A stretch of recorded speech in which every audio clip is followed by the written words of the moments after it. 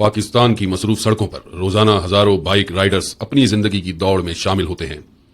ان کی محنت، پسینہ اور قربانی ایک پورے نظام کو چلاتی ہے. مگر کیا یہ نظام ان کے حق میں ہے؟ یہ نوجوان رائڈرز صرف موبائل اپلیکیشن ڈاؤن لوڈ کر کے سڑکوں پر نکل آتے ہیں. وقت کی پابندی، گاہک کی ناراضگی اور سسٹم کا دباؤ سب کچھ برداشت کرتے ہیں، مگر بدلے میں انہیں کیا ملتا ہے؟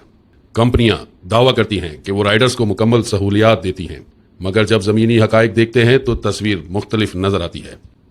ہیلمٹ، سائیڈ مررز اور بائک کی فٹنس یہ صرف سیفٹی کی علامتیں نہیں بلکہ رائڈر کی زندگی کا تحفظ ہیں. لیکن افسوس، یہ بنیادی ضرورتیں بھی اکثر ناپید ہوتی ہیں.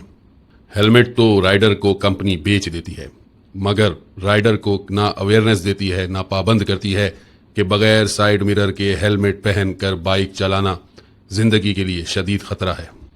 کمپنی روزانہ لاکھوں کا منافع کماتی ہے، مگر رائڈر جو سڑکوں پر جان ہتھیلی پر رکھ کر سفر کرتا ہے اس کے حصے میں صرف چند 100 روپے آتے ہیں، وہ بھی کٹوتیوں کے بعد.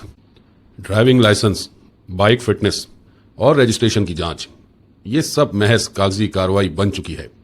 کوئی عملی نظام موجود نہیں جو ان رائڈرز کی ذمہ داری کو ضابطے میں لائے. یہ رائڈرز صرف معاشی نظام کے گمنام ستون نہیں بلکہ ہمارے شہروں کی نبض ہیں.